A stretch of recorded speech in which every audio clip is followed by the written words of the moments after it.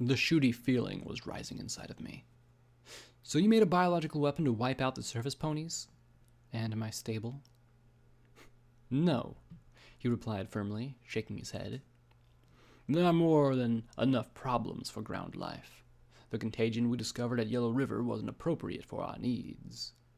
You see, we don't want to reclaim the surface at this time. If the military could no longer dictate food allocation, if it could no longer manipulate resources, then it would lose more and more control and power.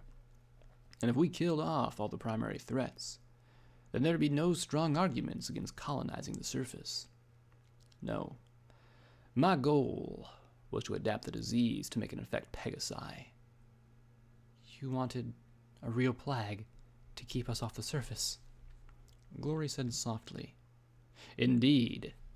With the VC ended, the status quo would endure. The military would find or invent some other threat. Maybe that elusive dragon that finally left its lair for the first time in recorded history. And Thunderhead will endure until such a time that it can lead the way to reestablish surface life. It was all I could do to keep a straight face. I didn't want Lighthooves thinking about Spike. You think you should return to the surface? He nodded grimly. I think it's imperative. The cold truth is that, while we might be surviving cut off from the surface at the moment, it is not a true solution. Entropy itself will one day bring down the SPP towers, and that's if some outside force doesn't threaten them first. Food supplies will grow more and more scarce. The military will demand ever more resources from the public, and suffering will spread. Thunderhead is the only Enclave city with the vision and forward thinking to return to the surface and make a new reality. But then why aren't you supporting the VC? Glory asked. You should be helping us. Lighthooves shook his head, finally snapping in anger. Haven't you been listening? The military is looking for a war. We are virtually defenseless. We might have the tower, but in a fight against multiple siege platforms and raptor fights, we would be overwhelmed. Thunderhead would be placed under martial law, and likely a third of the population would be shot for treason, including both our families. For an instant, through the cracks of his calm facade, I saw what drove Lighthooves. Terror. He was scared to death of his own people. Then he took a long, shallow breath. The cracks closed, and he was back to normal. I would happily, gladly, support the VC's aims, but only after Navarro's forces are eliminated. We've been carefully, systematically, undermining them for years, but unfortunately I doubt they will ever be ready within my lifetime. He gestured abstractly to his wings as he paced. Ideally, I would have us return to the surface as a military venture, controlled and organized to prevent as much disturbance as possible. A process backed by a new Thunderhead military after surface threats were eliminated, and challenges destroyed and cowed over by superior firepower. And with Hoofington as a base of operations, we could expand slowly and deliberately across Equestria. Monsters like the Alicorns and relics like the Steel Rangers would be eliminated, and eventually a new Equestria would be founded. Unicorns from the Shadowbolt Tower would repopulate their race. Earth Pony survivors would remain, given that they are as tenacious as rat roaches. And the wasteland would be no more. And taint? I asked, making him blink, but then he gave a dismissive snort. Any medical or magical maladies will be dealt with in time. I'm certain that we'll inevitably find a solution. But somehow I didn't see the elements of harmony arising from some sort of covert military operation. And in the meantime, how many thousands would he kill? Worse, his comment about Spike becoming a war excuse. Had those Navarro Pegasus been watching the cave, trying to find out if Spike would be a suitable target? Did I mention I really didn't like the Enclave right now? But did that put Lighthooves and me on the same side then? At least, temporarily. I didn't like that either. but he saved Glory. And me. So, now I've got to ask, why save us? I glanced at my love and saw her worry. I'm pretty sure that you've got other ways to get information. Glory looked shocked, but I remembered that pen in Marimar. They'd burned her cutie mark off to frame her and branded her a traitor, and even manipulated her own sister to kill her. No, Lighthooves and I were not on the same side. We might have shared an enemy, but he was on the side of a line that I was on the other of. The Crimson Pegasus rubbed his nose with a wing. His eyes narrowed as he looked at the both of us. Yes. It might seem more prudent to interrogate you, extract your memories, and learn everything you've done for the last few weeks. But there are some benefits to letting you go. He replied as he walked to the rotten map of Equestria, taped to the wall. Expedience, for one. We may have years before we must act, but we might only have days. The other reason is simple. You are exceptionally disruptive, Blackjack. With you trotting around, my opposition is far more likely to waste time dealing with you than paying attention to me.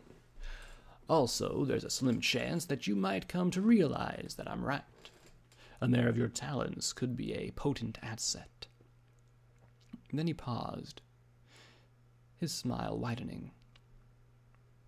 But mostly, I saved the mare you love, and I know that for a pony like you. That's no small thing. I really wanted to shoot him right now.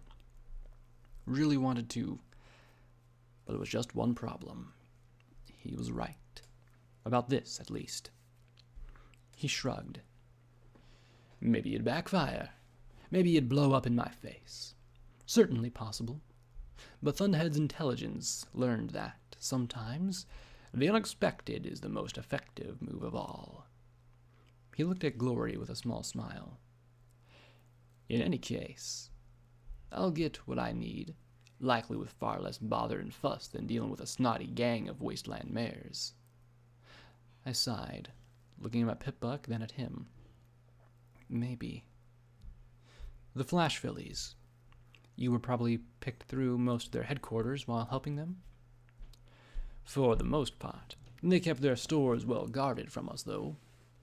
They never let more than 3 of us in at any one time.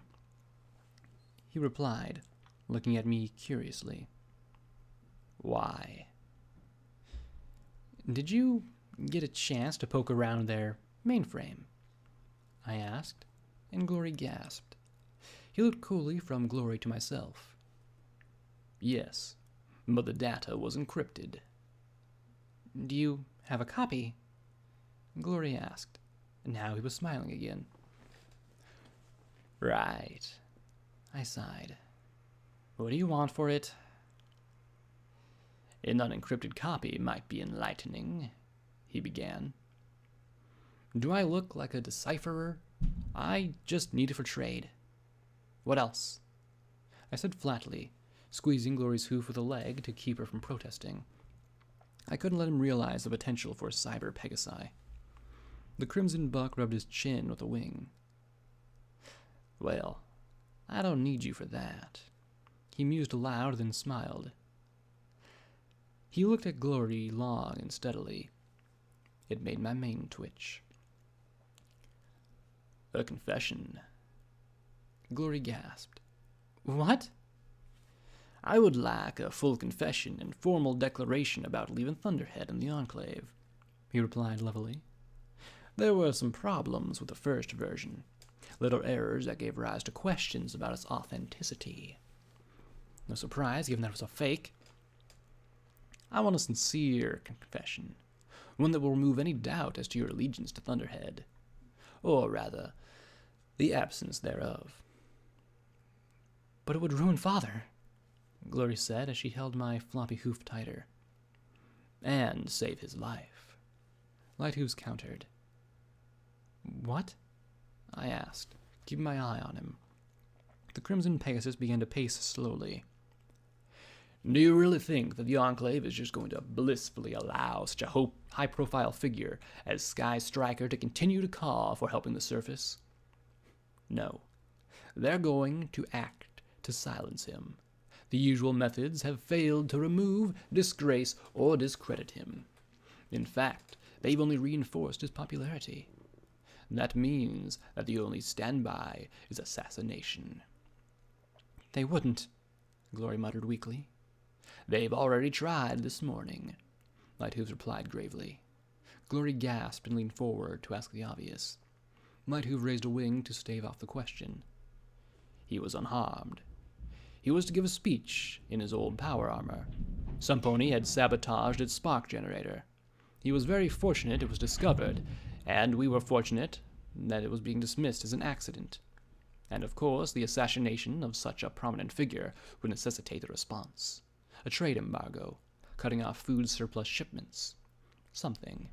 And in response to that, war. He said simply. War. It made my stomach clench. Was there anything ever more stupid and wasteful than war? It destroyed the world. You'd think that would have been enough.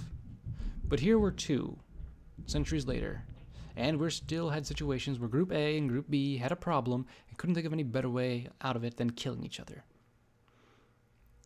As I looked at the Crimson Pegasus, I had to admit a grudging respect for him. He was still a vile pony, and now that I was facing the prospect of stopping the war myself, I felt a small appreciation for what he was attempting to do. I'd never approved of his means.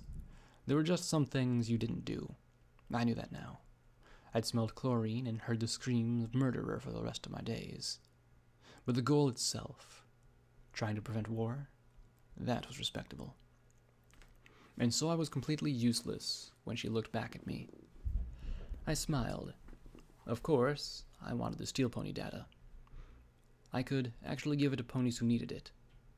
But I couldn't ask her to resign herself to live here, especially when I wasn't going to be around much longer. Finally, she took a deep breath. No, she said, and his amiable expression hardened a moment.